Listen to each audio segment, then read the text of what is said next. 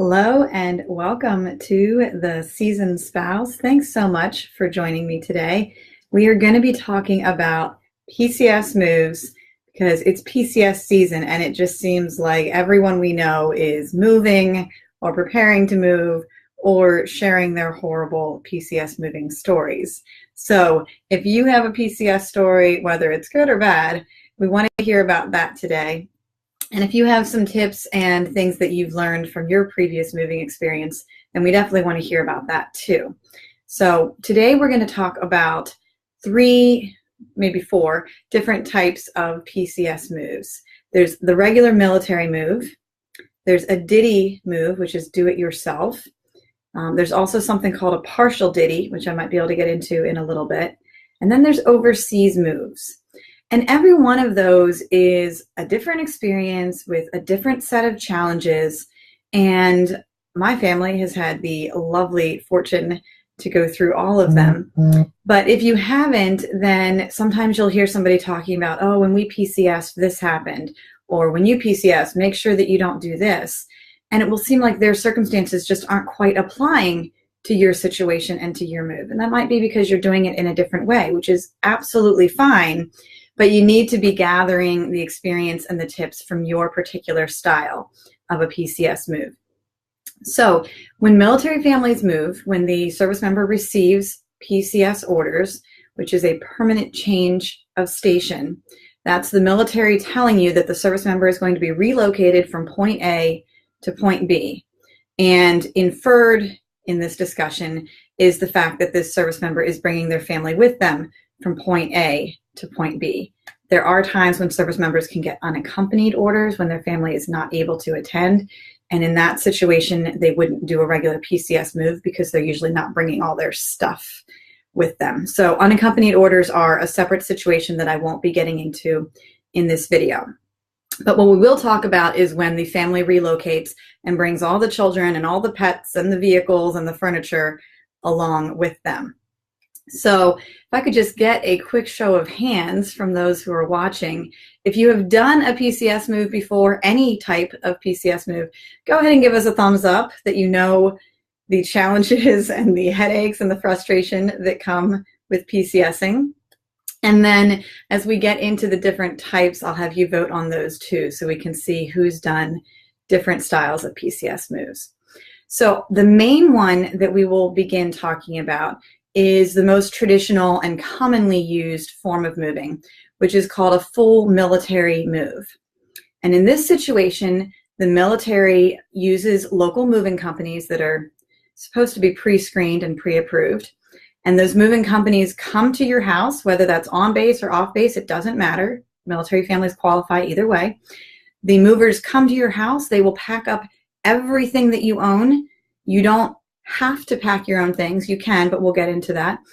They pack up your entire house in 1 or 2 days, and then they put everything that you own onto a giant moving truck. They move it to the next location, and they deliver it when you get there. That is what's called a full military move. And in that situation, the service member and their family are not paid or reimbursed for the moving process because the military is taking on most of the costs. They will receive mileage, which is a set cost per mile to go from duty station A to duty station B. So depending how far you're going, you may get a decent amount of money to cover your gas and your food along the way. But if you're just going from a few hours within one state or just across a state line, you're not going to see a very significant moving payment for your service member. The benefits of a military move are definitely the convenience. Now, I know that there's horror stories, and we'll get into that too. But to be honest, especially if you have a family with several small children who aren't able to pack their own things, having professional movers come into your house and gather up all your belongings and pack them in a professional manner using the right materials, using the right techniques, which I'm not a professional mover, so I'm not great at packing up my kitchen and TVs and, breakable objects. Having professionals handle that can definitely be reassuring. It can be helpful. And there is a process for claiming reimbursement for things that are damaged or lost or stolen during the move. So you get a little bit of reassurance that, hey, even if these professionals do something wrong and our TV gets broken, well, at least we know that we can request a reimbursement from the military because it was their responsibility and they broke it. When you do a move on your own, you don't have that reassurance. You're responsible for your own things and your own actions. So if you're not using professional moving techniques, you might suffer some of the consequences. So that is, in a nutshell, what a military move is. And if you are watching and you have been through a military move before where the movers come and pack up everything, go ahead and give us some love. Show us how you feel about that experience. And I would love to hear in the comments some of the different styles of moves that people have used and some of the challenges and benefits that you've experienced for your family. So my family did a military move. Hey, thanks for watching. We have lots of love coming across the screen. So I see plenty of families have done these military moves. And for the most part, this is the most traditional and the most common way for military families to move. And there's lots of ways that you can make your move more organized and more structured. You are allowed to write on the boxes. You can provide color-coded labels for the boxes. You can write notes to your movers about what to pack and what not to pack and all things like that. So there's tons of websites and places that will give you tips for communicating with your movers and keeping your things organized and getting them unpacked in a good manner when you get to the next duty station. So I'm going to hop over to the comments and see what our input is. Kimberly says, the military move is wonderful. I will never move myself. Just one benefit that I love of military life. That is excellent, Kim. I'm glad that you've had a good experience. And I will say, as a large family with 4 kids now, we probably will never move ourselves again either, because it's just so much stuff. And the pressure of trying to take care of all your own things and move all of your own things, the professionals can do it in one day, and I can't. And I'm willing to admit when I need some help and when it's time to let go. Samantha says, we had 2 dog crates and a saw from my husband's late grandfather stolen with our PCS from Georgia to Colorado, and the Army wouldn't reimburse us for them. And Samantha, I'm very sorry to hear that. This is, unfortunately, the downside of having military moves. I don't know how that happened, and I don't know why the Army wouldn't reimburse you, because there is supposed to be a process for reimbursing lost or stolen items.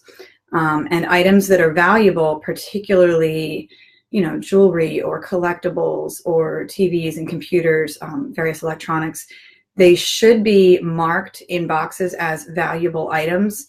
And those boxes are sealed with an additional layer of tape and signed by the moving company, and I think by you, as you're moving out. And that just gives an extra level of security that when you get those boxes at the next duty station, if that security tape has been rifled with in any way, then you can claim damage and you can claim stolen goods of those boxes. But unfortunately, all too often, we are hearing military families complaining about things that are lost or stolen or just negligently handled during a military move. And that's why some people do prefer to move themselves. Alexandra says, the company the Marines hired were awesome, and we got everything back. And the moving company kept checking with us every couple days. Oh, there she checked later on, every couple of weeks to make sure. So that's great. And again, one of the reasons that the military screens and works with local moving companies is because military families can leave reviews and can rate these movers. So if you have a really great experience with your company, Alexandra, and you want to tell other families on your base, hey, go with XYZ company, they took really great care of us, you can leave reviews for them and you can let other military families know that you had a good and comfortable experience. Whereas going back to Samantha's comment, if that was a problem that happened with her moving company, they should probably no longer be certified and approved to work with military families. And so she could go through the process to make comments, to make complaints, and to let other families know of that situation. All right, next we say partial ditty. We're going to get to that in just a moment. Partial ditty worked well for us. We have done overseas moves where you can't really do a partial ditty. And for this type, you need to be really organized.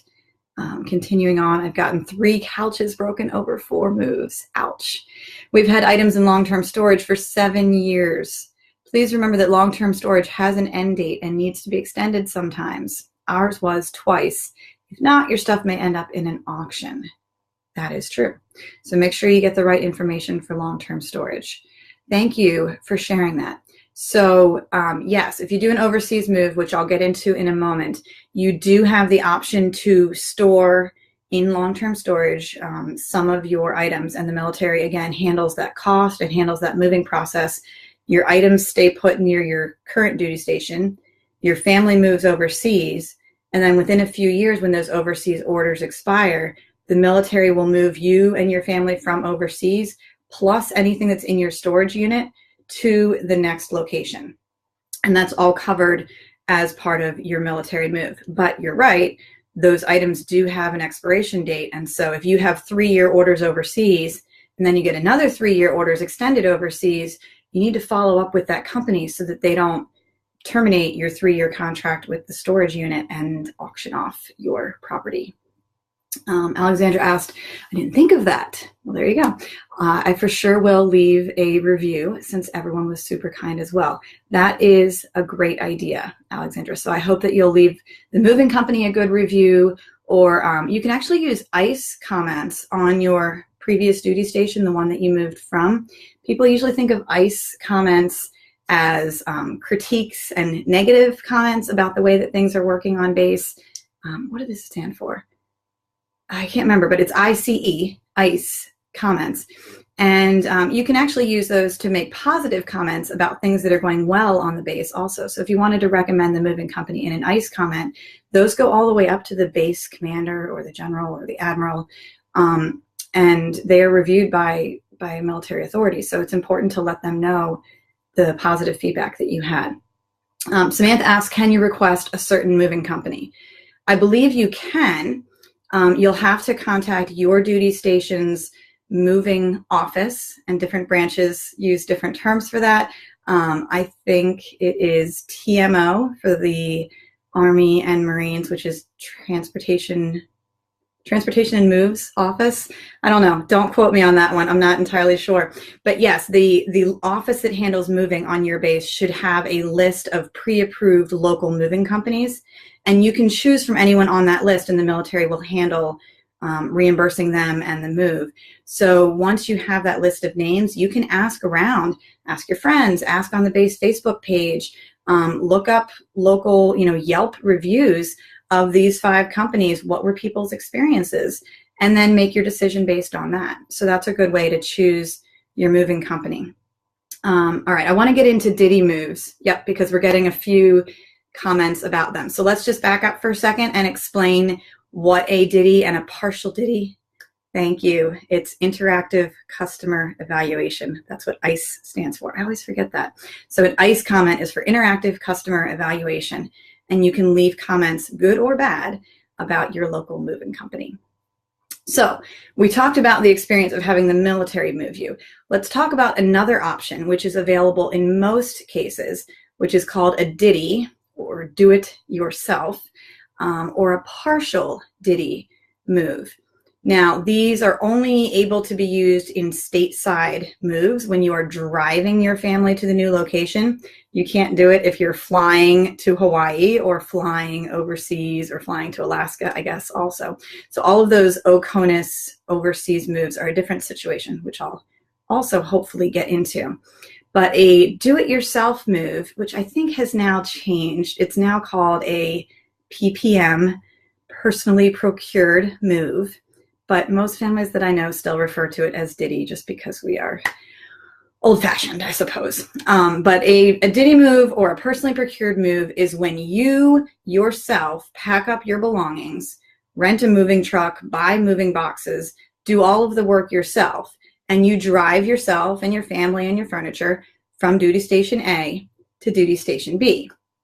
And when you do that, you're saving the military a lot of money because you are saving them from hiring a moving company, and you're paying for all of those things yourself. And so the military will reimburse or give you a fee or a fund for doing the move yourself.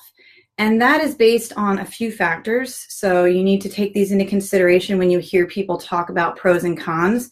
Make sure that you consider your family size, because the service member is allotted a certain amount of pounds to relocate. And that includes, vehicles, it includes furniture, it includes like everything that you own up to a certain weight limit, which is based on family size and is based on the service member's rank. And then your payment reimbursement will also be calculated based on the distance between the two duty stations. So again, there's going to be a mileage and a per diem cost. If you're driving from the East Coast to the West Coast, the military recognizes that you're going to need to eat along the way, that you're going to need to stay in hotels for, at least 4 nights probably. And so there's very structured reimbursement charts based on all of these things: rank, family size, and geographic distance. And then the service member is approved a certain amount of relocation reimbursement costs. And nowadays they're doing a lot of the moving reimbursement on those government issued credit cards. I don't know if you've used them yet. They're kind of being rolled out in various branches. So if you've used a government issued credit card for your moving expenses, go ahead and give us a thumbs up so we can learn a little bit more about that. I'd like to hear your experiences, pros and cons, because we've had some mixed reviews. But in theory, the government issues you a credit card, which is only used for moving expenses. You cannot just take this to any old store and, buy what you want.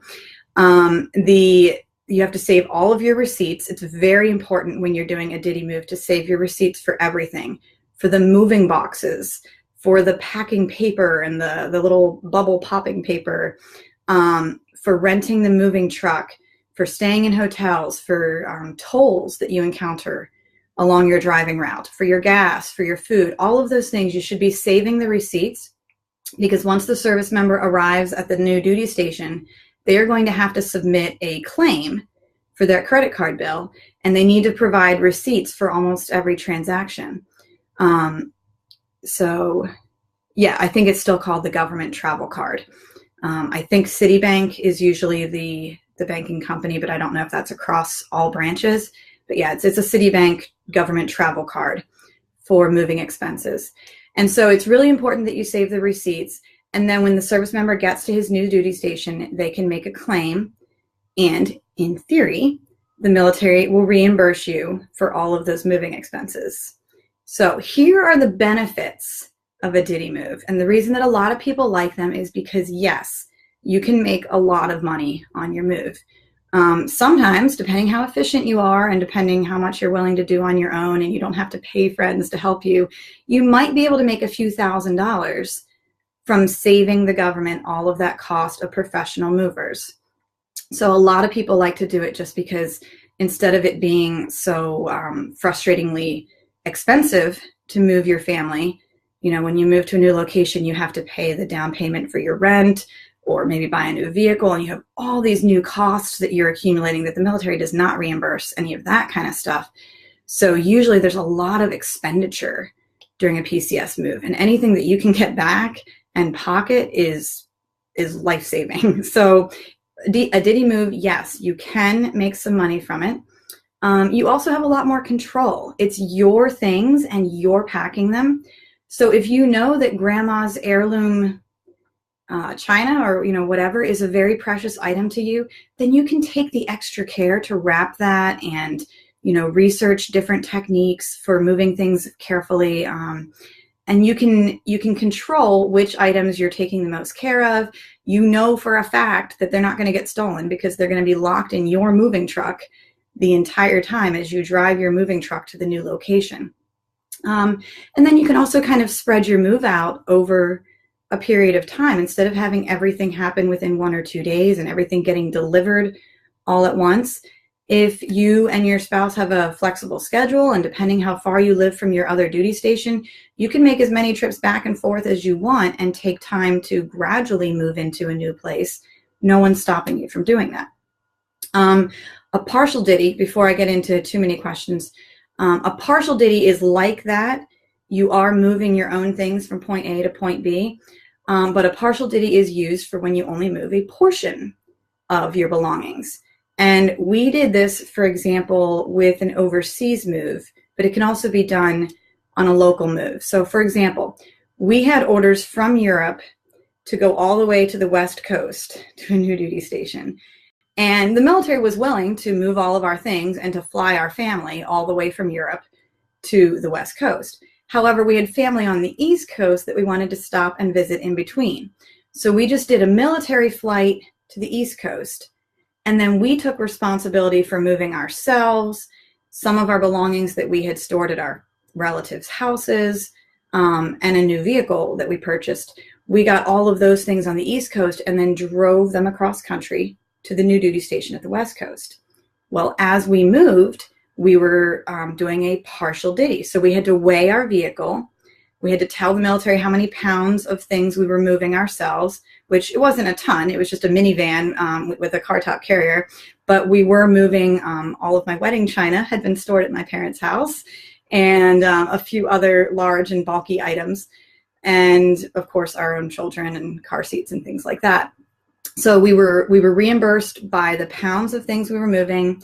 We were reimbursed for the amount of days it took to travel from East Coast to West Coast. There's a flat fee that your family gets to stay in hotels. But in our case, we didn't stay in hotels. We did a lot of camping or staying with friends. And so you're able to just claim that reimbursement cost, even though you're not spending it. So again, it's a way that you can save money by making your own plans. The government's going to pay you, say it's $200 for the cost of a hotel room. They were willing to pay $200 a day. Well, if we stayed at campsites, we only used $20 a day. So we were able to save the rest of that.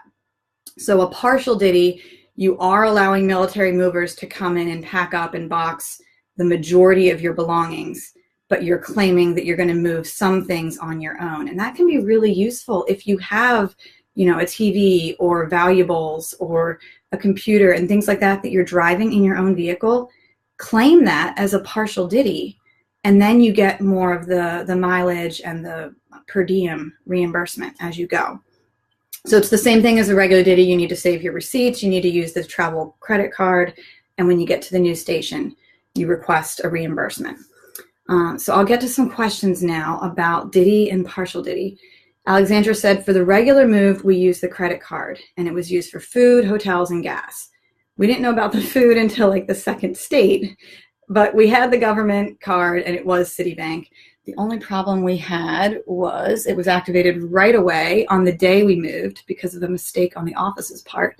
But my husband and I got about $1,700 back after we moved. It was awesome because we did not spend lightly. And then she adds, plus we had a lot of pet fees, so the travel card was a godsend. And that's another great point. If you are moving your own pets, look into claiming that as a partial ditty. The weight of the dog crates, the weight of the dogs themselves. If you have to rent any type of special trailer or vehicle to accommodate moving your family and your pets at the same time, then all of that can be reimbursed. And you can still let military movers come and pack up your furniture and all your main belongings, but you could get reimbursed for taking those other items along the distance. And I think if I scroll up, I had a few partial ditty questions. Amanda said we did ditty moves until year 8 when we cross-country moved. It was wonderful to have someone come in and pack our stuff up, but it took 2 weeks past the promised date for delivery. It was awful.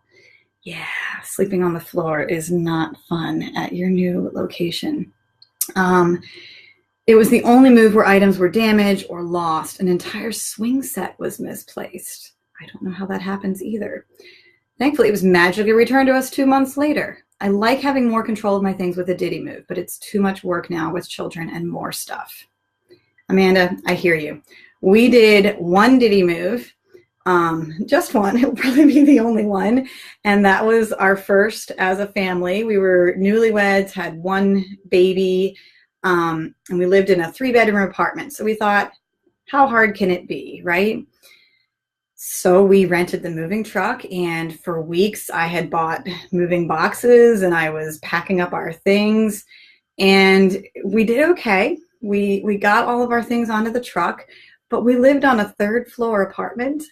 And so moving every single box and every piece of furniture from the 3rd floor downstairs and around corners onto the moving truck was a nightmare.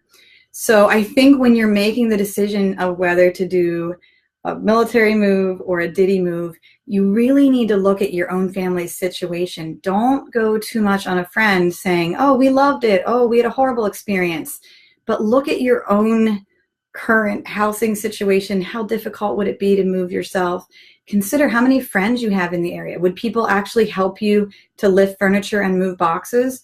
Or are you going to be on your own? Because if you're a military spouse moving on your own while your service member is overseas, deployed or training or whatever, then probably having the military move you is going to be the most efficient, just for sanity reasons. So you always hope that things don't disappear and get lost and stolen. But like I said, these things happen and we can't always predict or control them. Jennifer, thank you for your comment. She said, good info on partial ditty. We are PCSing from Southern California to Connecticut in a few months. That's a long drive. So good luck with that.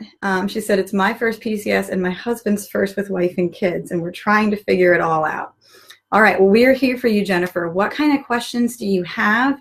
What are you still trying to decide and learn about for this PCS process? Maybe we can help you out and give you some pointers. And like I said, we want to hear from the rest of you in the comments too. Share with us some things like choices that you made that worked very well with a previous move, or share with us maybe some of your regrets and some of the things that did not go well with your move so that we can learn from each other and educate each other about this. So we talked about military moves, we talked about ditty and partial ditty moves, and the last one I just want to touch on because it's a whole different beast is the international overseas move, also called OCONUS because it's outside the continental United States, OCONUS. So an OCONUS move is when the service member gets accompanied orders overseas, which means they are authorized to bring their family, their wife and kids and dependents and pets.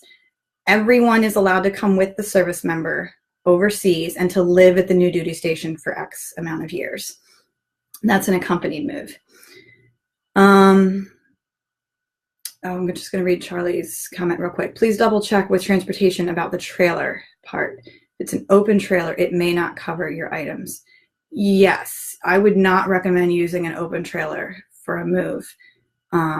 If I said that, I'm sorry, I misspoke. I meant like a U-Haul trailer, a covered vehicle. But yeah, when you're moving things, you should always use a secure covered thing, not only for weather purposes, because rain and snow can destroy cardboard boxes and destroy everything that's in them, but also just for security. If you're driving a vehicle, for a few days to the new location, you don't want it to get stolen or robbed, or if things are just under a tarp, anyone could take something out of it.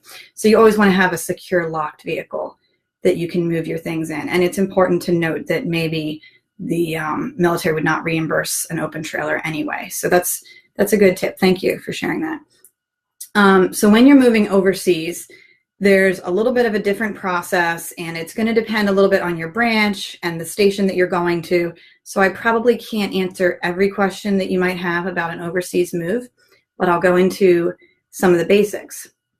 So first of all, it has to be an accompanied orders. That means that the family members are all listed by name on the service member's orders. This cannot just be the service member getting orders to Korea and a girlfriend or a spouse that has medical condition just deciding to tag along with them. You have to be listed on the orders and be approved by the military to do the move. And part of the reason that they control that is there's a medical screening process to move overseas. They screen every member of the family, including young children, and they want to make sure that they are able to care for you at the overseas location. because some overseas duty stations don't have a fully equipped hospital. If you have certain medical needs where you need specific medication or where you need to see a specialist regularly or things like that, it just literally might not be available at that base. And it's really unsafe to send someone to a duty station where a power outage or a storm could affect them getting life-saving medication or being able to see the specialist that they need. So having command sponsorship, thank you, as you pointed out, that's what gives you accompanied orders, and passing the medical screening process are the first two steps to an overseas move. And if you are rejected in the medical screening process, that's a really hard situation to deal with, but please understand that the military is doing it with the best intentions. It's not that they are only trying to send healthy people overseas, but it's that they really want to be able to provide you with the medication and the treatment that you'll need. And if you have an existing condition that needs, a timeline of care, and the military knows they won't be able to meet that timeline at that location, then it's really important that they not allow you to move there. So you will have to go through an overseas screening process, and then you will have to do a military move. So a ditty move is not really an option when you're moving overseas because you are flying. So you're only able to take what you can carry as checked luggage onto a plane. You obviously can't pack up your own furniture and books and, household items. So the military will do that for you. One big difference between an overseas move and a regular stateside move is that when you're moving overseas, you get 2 shipments of your household goods. So the first is called the express shipment, and that is sent, as you may imagine, quicker than the other. It is airlifted to the new duty station. So when you're moving out of your current house, you can pack up the things that you're going to need immediately when you arrive at the new duty station, the right clothing for the season when you arrive, some basic cooking supplies, any essential items for babies and kids and things like that. Maybe a handful of books or videos or electronics or whatever. It's small, lightweight items, so this is a very small shipment, but this is what is delivered to the duty station, hopefully before you even get there or around the same time that you arrive. So whether you are staying temporarily in a hotel or in an empty lodging on base, you'll have these items with you as soon as you get overseas.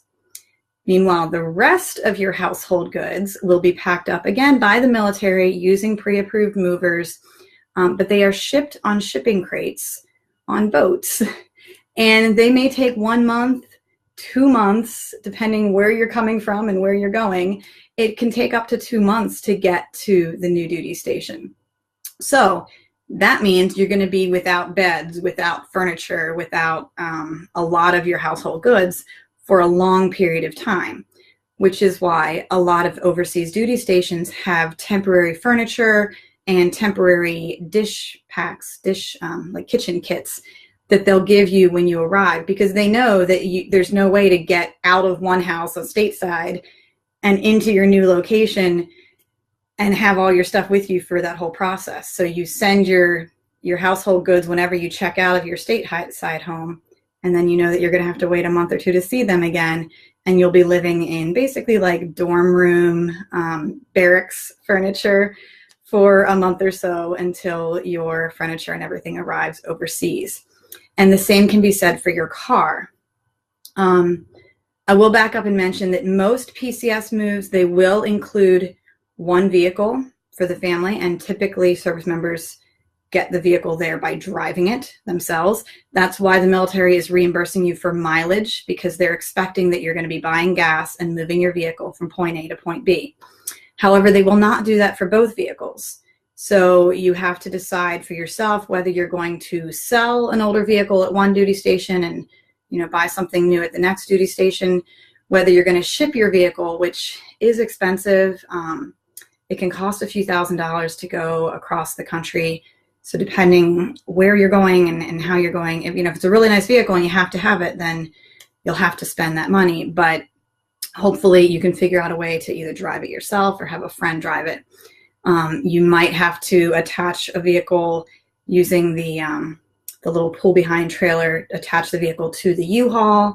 You can do things like that, but those are the options that you have when you're moving two vehicles. Now, when you move overseas, again, different situation, different rules. And some of these rules are determined by the country that you're moving to. So if you're moving to Germany, or if you're moving to Japan or Korea, that country might have laws about how many American vehicles can be imported and used. So this isn't always the military making up rules, but it's sometimes imposed by the country where the station is. And in most overseas stations, you're only allowed to bring one vehicle, and that can be shipped from any number of stateside ports. You don't have to do the one closest to your current duty station. You could do the one that's closest to your parents' house or closest to the airport that you're flying out of. You have some options, so make sure that you look into the various ports that you're allowed to choose to ship your vehicle.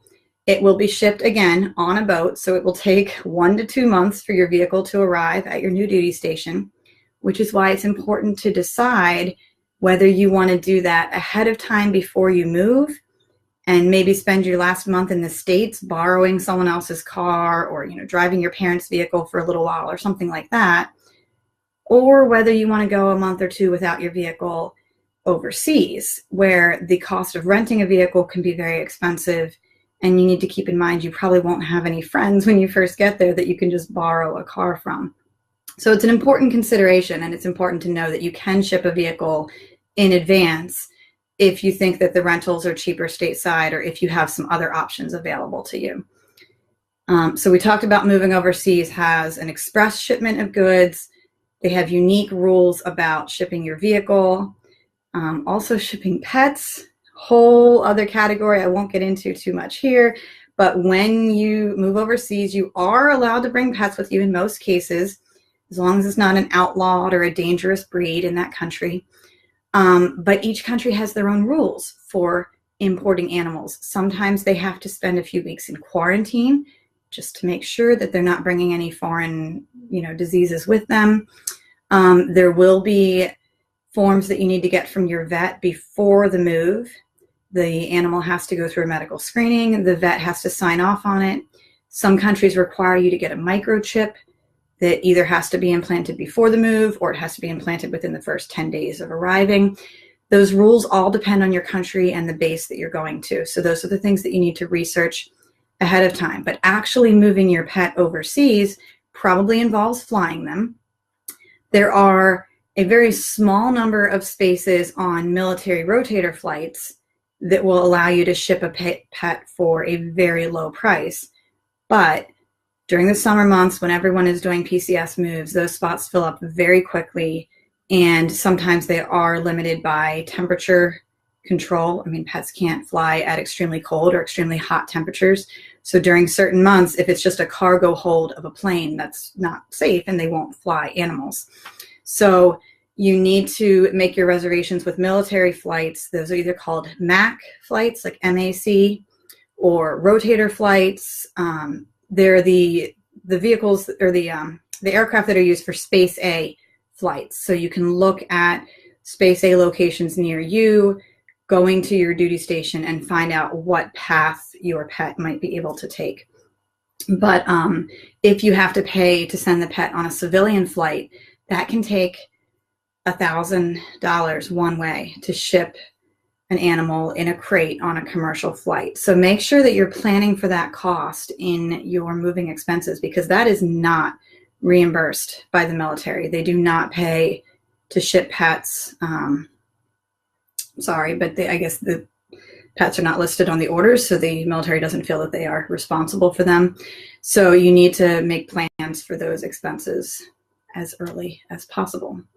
So there are more details about moving overseas. If you guys have additional questions, go ahead and leave them in the comments. I wrote a lot about the process of moving overseas in my book. This is the book I published a few years ago. It's called Welcome to Rota. It's about moving to Naval Station Rota, Spain. So I know that if you're not moving to that duty station, you might think it's irrelevant. But a lot of what I talked about with the overseas moves, as far as the medical screening process and the express shipment and the pets and the vehicles.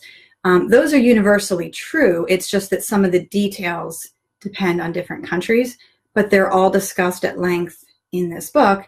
And then this one includes lots of travel tips and day trips and information about Spanish culture and Spanish recipes and things like that. So if you're moving to Spain, this is definitely a useful book to have. If you're moving to another overseas duty location, I don't know if the information would be accurate or not, but it would give you a good sense of the questions that you need to ask about moving overseas and the situations that you need to be prepared for. So I hope if you have any questions about moving overseas that you'll feel free to ask those. And if you have other questions about PCS moves, some of the challenges or some of the benefits and things that you want to know more about, then go ahead and leave those in the comments. I always go back and check, so if you have a question that I didn't address during the video, then feel free to add it. I would be happy to help you with those. And if there are no other questions, then I will sign off for now.